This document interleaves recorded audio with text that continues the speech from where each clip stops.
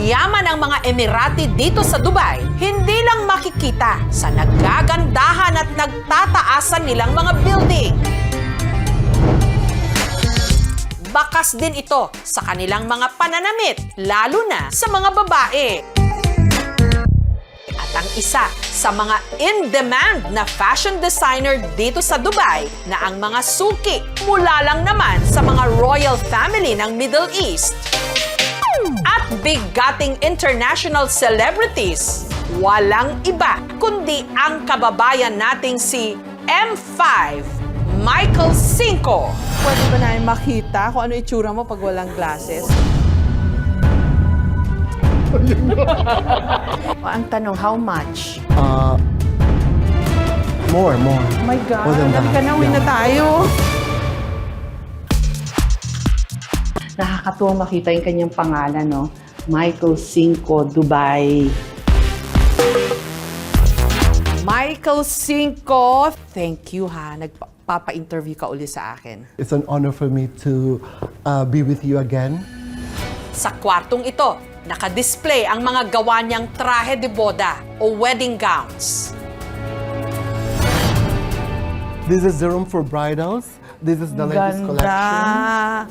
Ang amazing. And if you can see, it's more on detailed embroideries, a lot of crystal work on it. Nakita ko yung skirt na yan dun sa suot ni Pia Wurtz pa Yes. during the Miss Universe Yeah. pageant sa Manila. At saka si Marian Rivera pala. Yes, it's very important for a designer to have his own DNA, like design aesthetic. You must have your own look that people will recognize. Yeah. Yung anak nung may-ari ng Swarovski, ikaw yung gumawa ng oo. gown. Viral din yung wedding dress niya. How long does it take para gawin to, It Michael? takes 1,000 of hours to finish it, just for the embroideries. At saka paggawa pa nito, sometimes it takes 2 to 3 months. Wow. Yeah. O, ang tanong, how much? Well, how much is how much? Ang minimum price ko sa wedding dress is 200 pesos. Pero paggawa pa rin kayo. Ha? So siguro to sabihin ko, mga 5 million to? More. Oh my God, More than dali that, ka na, uwi yeah. na tayo. Welcome to the couture world of Michael Cinco. Nandito naman sa kwartong ito ang kanyang couture pieces o yung mga damit na pinasadya talaga ng kanyang clients. This is made of liquid satin. Para kang nagdamit ng tubig. Now, ito na. Ipinakita rin sa amin ni Michael ang isa sa pinakamalaki niyang creation, ang robe na ito na mahigit 20 meters ang haba. Grabe, nakakamangha. So you can see a lot of Egyptian symbols and Egyptian hieroglyphs. Ang kanya raw inspirasyon dito, ang isa sa pinakasikat na reyna ng Egypt, si Queen Nefertiti. When the Egyptian government saw this collection, they invited us to go to Cairo to do the exhibition. It's a robe, so you just have to put robe it. lang. Yeah, it's a robe. Uy, Isuot mo kayo Ay, dali. suot ko, dali. Wow! Kanya-kanyang trip lang po yan. Ang ganda. What an honor. Nasuot ko yung biggest or one of the biggest heaviest gowns and also. heaviest na nagawa ni Michael Cinco. Bigat lang sa totoo lang. Sa aking mga kinasasakupan, nasaan ang sagala? Tara!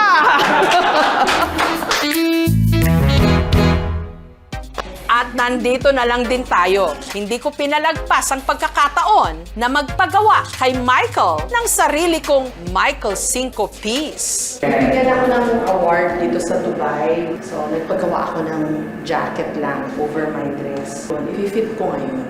Kinakabahan lang ako magkano kaya. Very classy. Ang ganda. O parang malaki masyadong sleeves. Liitan siguro konti. Parang lumit ka, ha? Pumayat daw ako sa sabi ni Michael Cinco. I will take that as a very nice compliment.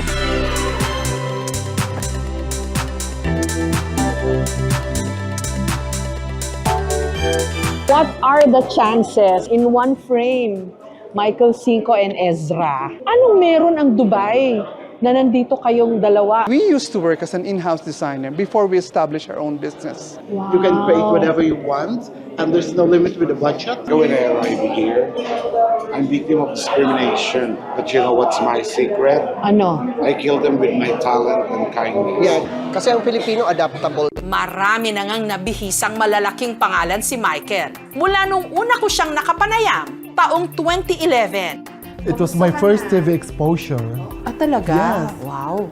What an honor na kami yung nag-introduce sa'yo No, it sa was Philippine my TV. honor. Konting throwback lang tayo, Michael. Kwento mo naman yung iyong stint o yung iyong break na nakuha sa America's Top Model This was my first ever interview. And I'm so proud and I'm very grateful na ikaw yun. Yeah. It's my honor, Michael. Ang nagstay sa akin na sinabi mo nung na-interview kita, When I was a kid, very ambitious. And mahilig ako managinip ng mga bagay ng gising. Ang feeling ko sa window na yun is French window. Yung dagat naman ng summer, ang ini-imagine ko is French Riviera. You know, sometimes when you grow up to a place na it's not really as grand as beautiful as I imagined. So your imagination run in wild abandon. Became creative without the resources. You make your own dreams. Dito sa Catbalogan, Samar, namulat sa simpleng pamumuhay si Michael. Panlima, sa 8 magkakapatid. Nung mga bata kami, wala kaming electric fan, meron lang kaming ilaw. Lagi lang po kami naglalakad pag pumapasok sa eskwela. Wala kaming sariling bahay.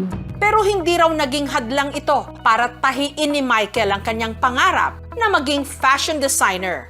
At ang kanyang naging first client, ang kanyang ate Myla. Nung mga bata po kami, pag naglalaro ng mga Miss Universe, siya po yung nagdadamit sa akin. Mga kumot lang po yun. O tuwing walang pasok, nandun sila yung mga kaibigan niya. Naggugupit-gupit po sila ng mga paper dolls. Every time na may mga sinasalihan kaming contest, siya yung gumagawa ng mga costumes namin. At an early age, very focused siya sa goal niya. Pero ang kanyang yumao ng amang si Benito, tutol daw sa pangarap ni Michael. Of course, when you're LGBTQ plus Community. community, you always have problem with your parents when you're growing up. Pero ang kanyang nanay restituta, tanggap kung sino siya. Nung nagkolehiyo, hinabol ni Michael ang kanyang big dream sa big city. Nag-aral siya sa Maynila, nakapagtrabaho sa ilan sa mga hinahangaan niyang designer. Hanggang taong 1993, nakipagsapalaran siya sa Saudi Arabia. Culture shock ako doon. But being Filipino, I easily adapt to the culture. Pero ang kanyang big break nangyari nung lumipat siya sa Dubai taong 1997. I was assistant designer of one of the biggest fashion houses here in Dubai. And the first client that they gave me at that time was one of the royal families. Luckily, they like it.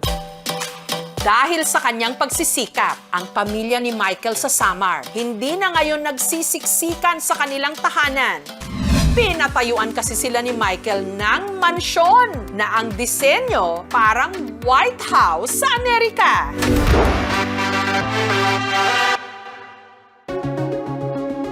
Kamakailan lang, umuwi si Michael para makilahok bilang ermano sa taunang pista sa Catbalogan, Samar, kung saan ipinarada niya ang ilan sa kanyang mga obra maestra. Hindi rin daw kukupas ang kanyang suporta sa talento ng mga kapwa niya Pinoy designer. Katunayan, minsan pa siyang napag-usapan nung dinipensahan niya ang mga ito. Beautiful things in this world are not free. In other words, magbayad ka. Do you want to clarify Yeah, I just want to anything? clarify. May nakita kong isang famous influencer at saka famous celebrity na panay ang ano nila ng mga nabili nilang damit. So sabi ko, bakit itong mga celebrities at saka famous influencers, panay ang ano nila, pasikat nila. Pero bakit pag sa mga Filipino designers, parang ayaw nila magbayad? So the point was, hindi ka naiinis dun sa mga nagpapalibre. Yes, Ang yeah. naiinis ka Na na bakit? tinatangkilik nila yung mga Yes, foreign. that's true. It's okay, libre, if it's the Filipino designer who really wants to dress them up. I think you have to value the Yes, craftsmanship yes, and the time of the Filipino designers. Hindi ko rin pinalagpas na itanong ang nasa isip ng marami sa atin. Bakit ka nakalagi daw naka-shades? I'm a very shy person. Pag maraming tao, pag nakita kanila ang laki-laki ng salamin mo, so hindi sila makatawad. Kasi pagdating mo pa lang, walang tawad-tawad dito, madam. So, bawal tumawad.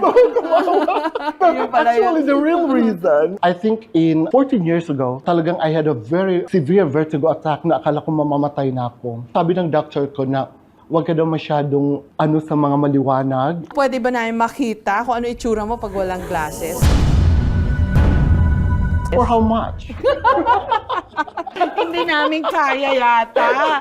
Meron kaming inihandang sorpresa para kay Michael. From the Philippines to Dubai with love. Please continue to be an inspiration and blessing to others through your generosity, kindness, and positive outlook on life. This is one of my best friends. Thank you for everything.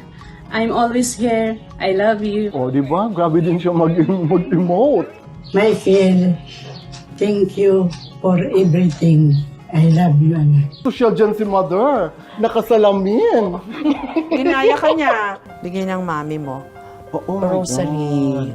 Thank you so much. You know what? My mother is very religious. She's the one who taught me to believe in God, to always have big faith. Oh, thank you so much. Naiyak naman ako. When you don't have really the means in life, what you have to do is to just pray. And I'm very glad my mother taught me that. What if in Catbalogan or somewhere in Samar, may batang katulad mo noon? Anong gusto mong sabihin sa kanya? Anything in this world is possible. Kahit saan ka galing, if you believe that you can make all your dreams come true if you work hard, then dreams will happen. To dream your impalpable dream. Thank you, Michael. Maraming salamat. Thank It's you always so a much. pleasure. It's really an honor for me to be interviewed again, and I'm so blessed because you're the first ever who trusted me. You're the first show who ever interviewed me when I was still unknown at that time. Kasi deserve Because mo naman of yun. you. Watawat ng Thank you so Pilipinas, much. minawagayway mo. Hindi na lang dito sa Dubai, kahit na sa Amerika, sa Hollywood. Proud Always of you. proud to be Filipino. Yes. Ika